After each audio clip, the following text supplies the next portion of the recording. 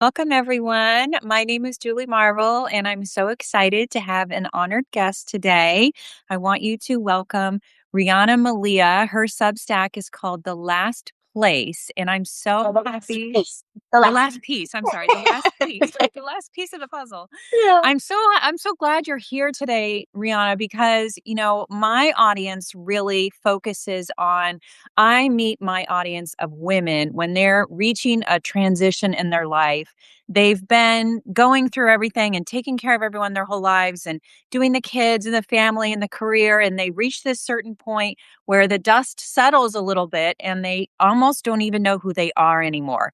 They don't know what they want to do with their lives. They don't know who they want to do that with. And so I really come in to help women and guide them through that beginning process of discovering who they are, reinvention, and deciding on their next chapter. And I love what you do because it's a little bit different from what I do. And I feel like it complements, or it's almost like the place where I can hand them off to you for maybe what comes next for them. So please, Rihanna, welcome. Thank you for being here and tell us a little bit about yourself and about what you do.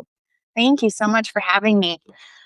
First and foremost, I am a mama of a That's 22-year-old great. year old baby angel girl who just graduated college. I am married to the greatest love of my life that I never thought would happen for me. Second marriage for both of us. Awesome. And I get to do the work that God called me to do in the world because of my experiences. So, on the surface, I'm a board certified integrative neurosomatic practitioner. It's a lot of words to say. I really changed the part of the woman who's doing the choosing when it comes to love. Yeah. Yeah. I love that so much. If you guys are watching, I see there's lots of people watching our live. Please say hi in the chat. We'd love to hear where you're coming in from. I know we attract women from all around the world, so it's always fun to see where people are checking in from.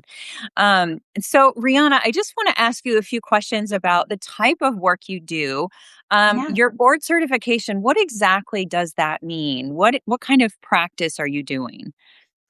So my work, so my methodology is the extraordinary love method, which has been a process of me creating this work over many, many years. And I really blended neuroscience with identity architecture. So really looking at the parts of us that insight and knowing doesn't touch, right? So you've done the women that I work with, they've done all the work. They've done the therapy and they've read the books and they've done their work with you. And now they're ready for this last piece where again, there's nothing left for them to do or know. We tap into that other 90% where all of the wiring lives. So we can actually rewire the neurology and the strategy and the behavior so they can really have the love and life that's meant for them. Yeah. So you're meeting women really after they've done a lot of healing and they maybe are even very successful and they're having a lot of positives in all these different areas of their life, but there's this last piece that they need some help from you. Why do you think it is that sometimes women struggle with that last piece? I think as high achieving women, we are used to being able to solve things and we see things and we can fix it and we find a solution. And if we can't figure it out, we're resourceful as hell and we'll figure out somebody who can. Yeah. And I see it all day long. And it's exactly what you just said. Women who really have a beautiful life, right? They have done kind of that deep, the healing work and the inner child and the going through and unpacking all the things. And they've done all of that. They don't need to go back there again. They have great friendships. They have a dog. They have their spin class or their yoga community. They have a wonderful relationship with their adult children. But it comes to this last piece. And what's so fascinating is I see it, it's such a common thing. And I think it's because the things that make us so successful everywhere else oftentimes become the thing that keeps us from having the relationships that we truly want. Yeah. So, and are you only working with single women or are you also working with women in marriages sometimes? I work with women in all stages because the Okay. truth is yes, I want to be able to give you that answer of what's been standing between you and extraordinary love and be able to help you shift that and change it. But it's not about a relationship or a status or a certain point. We're rewiring the things that are keeping you from this life and from the love that you desire. And so it really affects everything and everyone. And as we clear and we create and we claim, you really get to deepen the richness in every single one of your relationships, whether you are married, single, whether your marriage is amazing or it's not. Yeah. This work is life changing, and not just for the women I work with, for everyone in their lives.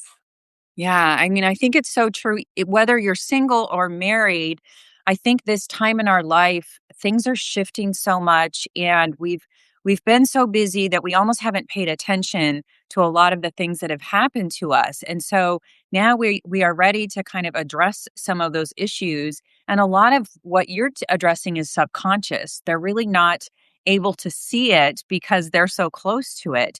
So, can you maybe even give us some examples of, some of, obviously don't give out too much personal information, but I'd love to hear some examples of some of the things that you've uncovered or helped people to work through in your practice. Sure. Um, and before I do that, just to speak to what you said, it is so true because we all know the thing that happened when we were 7 and we brought home a spelling test and we got a B plus and somebody said, "That's great, honey, but you can do better." And you went, Yeah. "Oh, I have to perform or be perfect to do love." So we can go back and consciously connect those dots, right? It's like you said, it's the stuff that's underneath that we can't see, and that's really, really running the show. So I think of I want you to imagine like the quintessential New York Italian woman. She came Okay. to, now she was in a process of going through a divorce for kind of a long time. So they had been going through their divorce. She had actually had a full relationship with somebody in this year, and she was angry, and she was upset. She didn't understand why she literally left this marriage and then went and got into a relationship that was exactly the same, which is common. Most of my Yes. clients keep marrying the same person or dating the same person over and over again. So they were getting ready. She had a son graduating high school and a daughter that was a year younger. And she was just like, there's just no way. I don't want him anywhere near me. I don't want to be around him. And she had a Friday night standing happy hour with her girlfriends Mhm. that she had known her entire, like from high school. And about 3 weeks into us working together, they said to her, we need to talk to you. And she's like, yeah, what's up? And they're like, are you on drugs? She's like, what are you talking about? And they're like, you usually come here and bitch and complain about Michael over and over. And it's like, yes, Oh we no. needed to be your. She's like, you haven't done that. And you're nicer and you're calmer and you're talking about things that you want to do instead of just this like lamenting. Yeah. And for her to get that outside feedback in such a short amount of time from the people that knew her the Yes. most. And we ended up 2 weeks later, she sat with him at the graduation ceremony. She invited him to come to her house and for family, and for her, she said, forget about all the rest of it and being able to have incredible love going forward.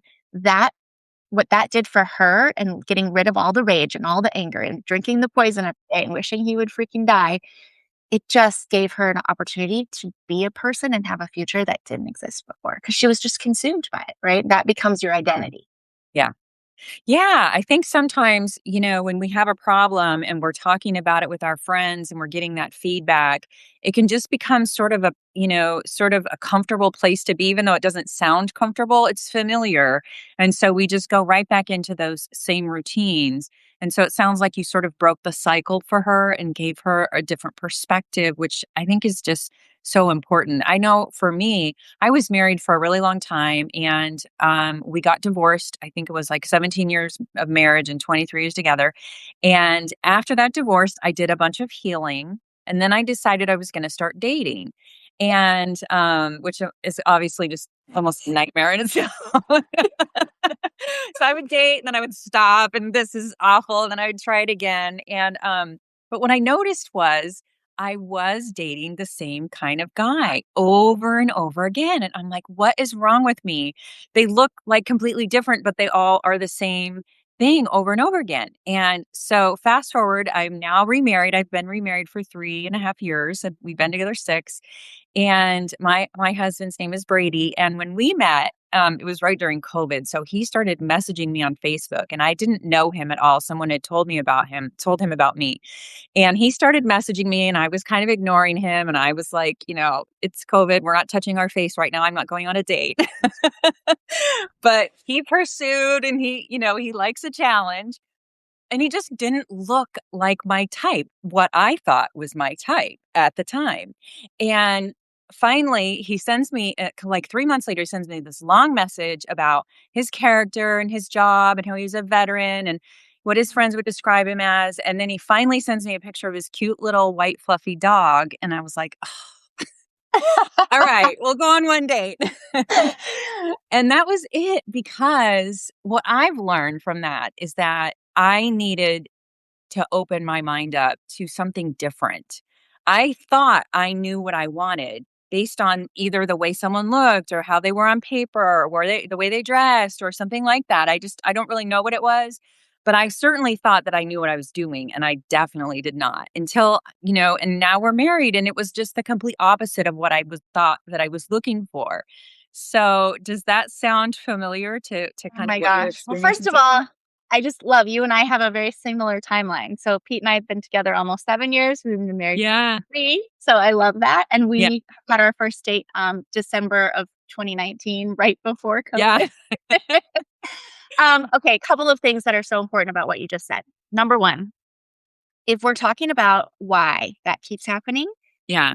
it's as simple and complex as this. So oftentimes, because we think like an insane amount of thoughts a day, 65,000 to 85,000 Yeah. thoughts. Yeah. And 90% of those are recycled, and most of them are negative. And I get a lot of pushback on that because my clients are brilliant, incredible women. And they're like, no, I'm so good on the mindset thing. But here's what we don't really realize is that the way that our brain is wired, we are really a lot thinking about the things we don't want. I Yeah. don't want to be in another relationship where I don't feel cherished and loved. I don't want to be in another relationship where I'm told I'm too much and not enough in the same freaking breath over and over Yeah. again. I don't want to be in this financial situation. I don't want to be in this job that I hate. The problem is the unconscious mind can't hear the qualifiers. It just knows what you're focused on.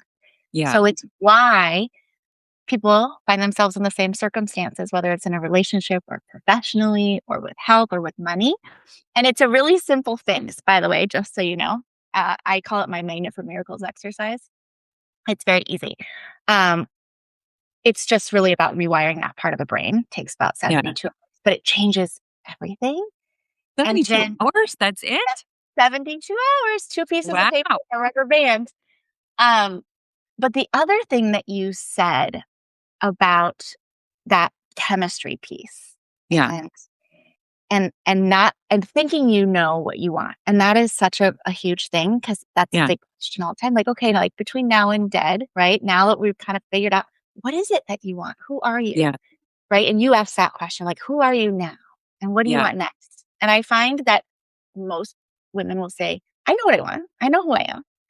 And then when we go deep into values and non-negotiables and desires, they actually would say things like, yeah, I want somebody who's kind and loving and fun and likes my dog. And, we can travel together and they have, they like my family. And I'm like, Yeah. okay.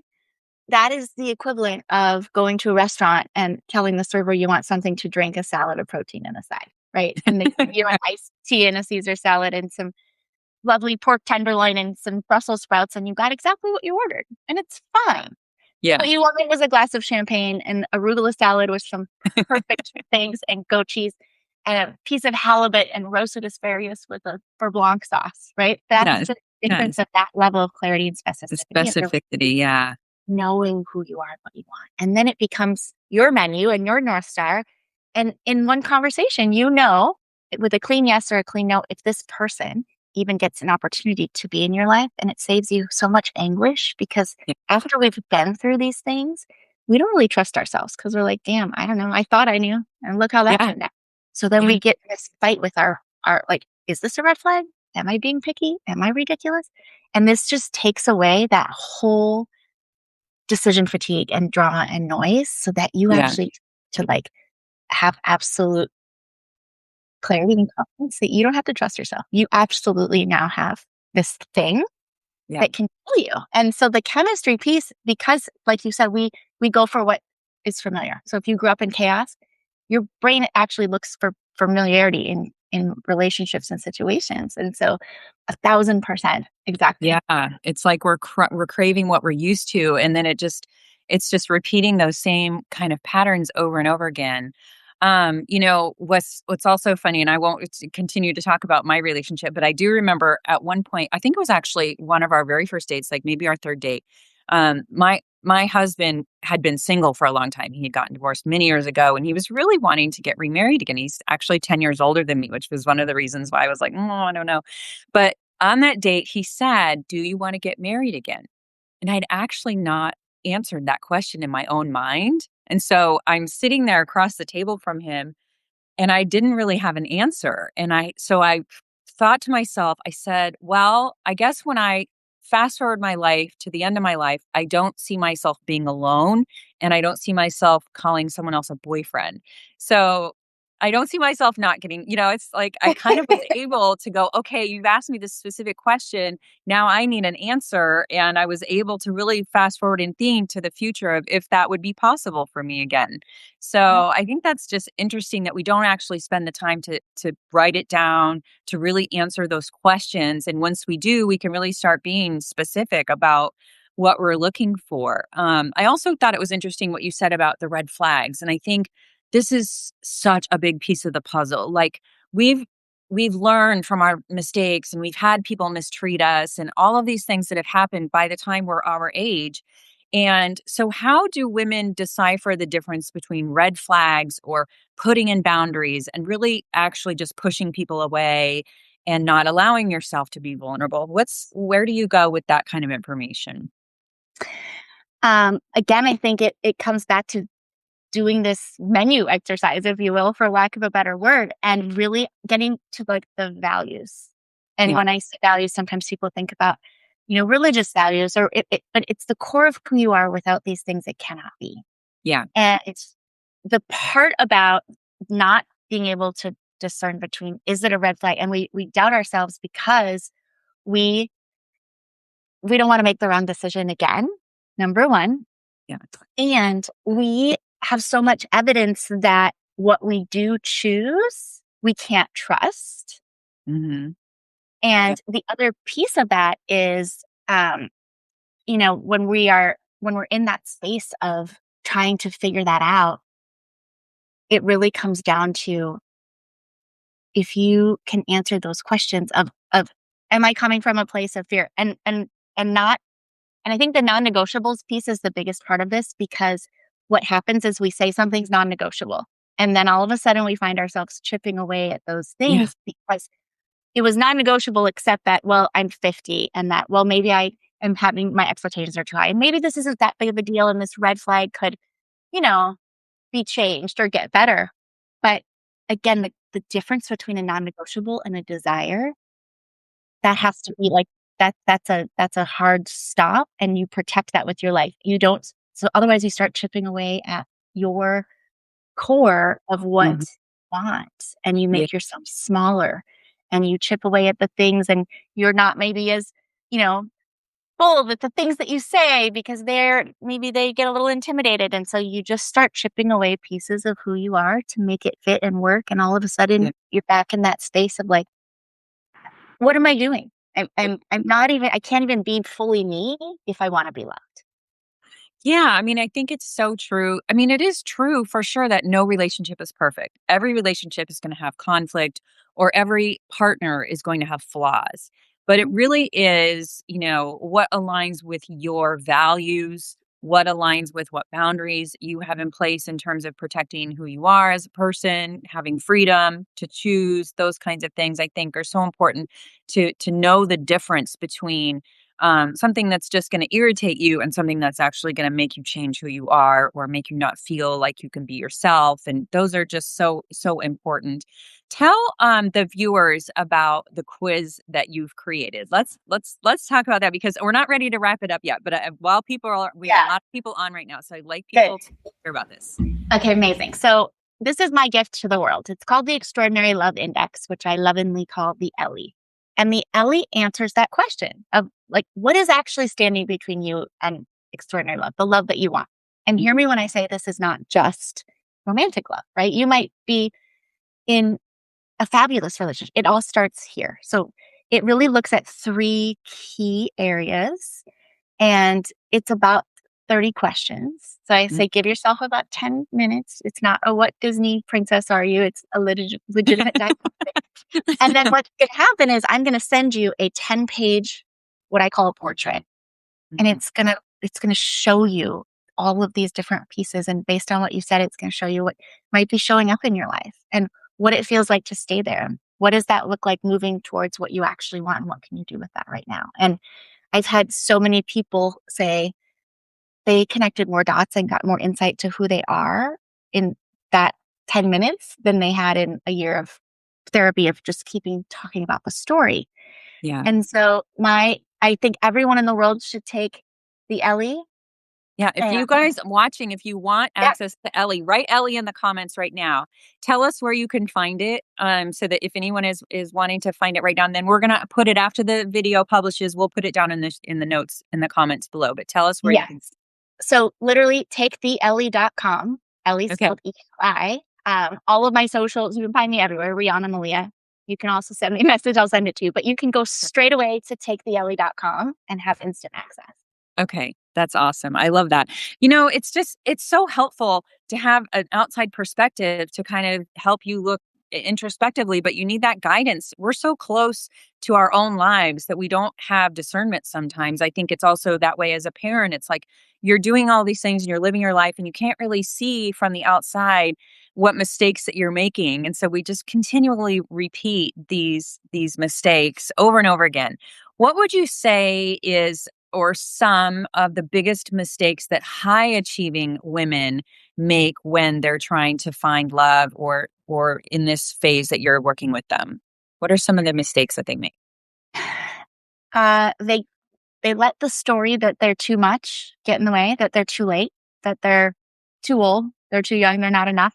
They let the old conversations of stuff around all of the stuff that we hold at a cellular level, right? So we know that memory is cellular, it lives in the circuitry of the brain, but anger, the sadness, the fear, the guilt, and the shame, it's held. And when it's not released, then we see things like this, right? We see Yeah. confusion, and we see inability to decide and anxiety and depression and illness and injury and disease. But what I see so often with high achieving women is this kind of rabbit hole turnstile of they get in a relationship where they're like, okay, I'm gonna go. First of all, everyone's so sick of the apps, right? So they're back on the apps and, like, "Ugh," and it's exhausting and it's the same. It feels like Swipe left, swipe right. The guy with the fish and no shirt. right, That's how it right. is in Florida, anyways. Right? Like, why am I even doing this? It's never gonna happen for me. So part of that is that story. But then we get to the piece where it's like, okay, I'm gonna do this. I'm gonna open myself up. Yeah. I'm not gonna be judgmental. I'm gonna go on this date. And I go on this date, and then you're like, you talk yourself into, okay, well, it wasn't that bad, and then you go on another date. And then all of a sudden you're doing the thing. You're kind of doing like the math Yeah. around what like weighing the pros and the cons. Like, I don't really like this Mhm. thing, but is it that big of a deal? And then what happens is because you are so used to being able to execute. Let's say Oh, yeah. I want for me, I wanted somebody who like would think about me and do things for me that were just Yes. little things that they knew I would love. Like I knew I was going to marry my husband when he ran around town to get me a yellow cake with chocolate buttercream frosting because nobody did Yeah. that on our third date. So, um, but in all of a sudden, then you're like, okay, he doesn't really do what I really want and need. So then you kinda tell them what to do, and then they Yeah. don't do it, and they know you're disappointed, and then it's like, "Well, why don't you just do it? Like, I don't you don't like how I do it anyway." And then now you have another thing to manage, Yeah. and more evidence that you can't be you and get and be loved the way that you wanna be loved, and so I see it all the time. And then it's again, the voice in our head gets really loud, like, "See? I told you." Mhm. You can't expect at this age to have everything you want. And like you said, nobody's perfect. Yeah. But those things that are really important to us, you absolutely can have them. Yeah. And it's not about picking better. Like, had I not created this work for me first, there's no way I would be married to Pete Davis. Not a Right. chance in hell. Not because it's because I had to get let go of the story and get rid of Right. all that dysfunctional freaking, strategy and how I looked at things and processed things. And I had to become the woman that I am so that I could be loved and love in the way that I do. And it's not ever about reading another book or taking another course or knowing something or analyzing something. It really is about this last piece and tapping into that part of us that runs the show. Yeah, it's so tied to your identity and how you see yourself and what's ingrained in your mind. I am this type of person. I am that type of person. And until you can change that into a person that loves herself and is willing to be open for the right type of love, you have to change the perception that you have of yourself in order to move in that right direction, what you say. So what would you say to a woman who's experiencing this right now, who's successful, she's got everything together, but she's really struggling in the area of love in her life? What would be something that you would say to her? I would say, it doesn't matter how long you've been experiencing this. All the things that you could say to me that you have, well, I've done this and I've done this and I've done this and it just never works out for me has absolutely no bearing on literally what's waiting for you. And it might sound a little bit like, oh, that's easy for you to say. I share this with you because I lived it. This is Yeah. not a theory or a philosophy. I was you. I was that. I mean, I was just done. Like there was just no way. It was never going to happen for me. And I was never going to let myself feel the way that I felt in that last relationship. I had one relationship between my divorce and my husband, and it was abusive. It was cruelty wrapped in humor and always making sure you knew you weren't really, that special. And Yeah. I just felt awful all the time. And so I just want you to hear me when I say none of that matters. Literally none of it matters. And we can, what the thing that's keeping you from that is like, we're not talking months and years, like Mhm. weeks from now. There are parts of you Oh, that that's the best news is that yeah, there is a process that they can follow that can take them where they need to go in such a short amount of time if they have the right tools. And what's one practical thing that you would tell our listeners to do just this week to start moving them in the right direction? We want them to take the Ellie quiz. Tell them again where they can find that, and then tell them one other thing they can do this week to kind of get the ball rolling. great. So take the Ellie.com, Ellie spelled ELI, or find me on my socials or website, Instagram, Facebook, TikTok. Here on Substack, it's Riana Malia. My publication is called The Last Piece. Here's what I want you to do. We're going to do a little mini Magnet for Miracles exercise. Because Okay. when we values, like my values are love, impact, generosity, the belief in what's possible, and being a magnet for miracles. It's my favorite thing to teach. So I'm happy to give you a longer version of this. If you want, reach out. I'll do so. But let's give you the quick 5-minute version. I want you to grab 2 pieces of paper and a rubber band. On one of the top of those pieces of paper, I want you to write away, and the other one I want you to write toward. On the one that's away, I want you to imagine walls in a room. There's an away wall and a toward wall. And for everybody, it's different. Sometimes it's here and there behind you. Your away wall, I want you to write everything in life you don't want. Literally everything from the messy closet to the dog needs a bath to a relationship you never want again to debt, all the things that you don't want.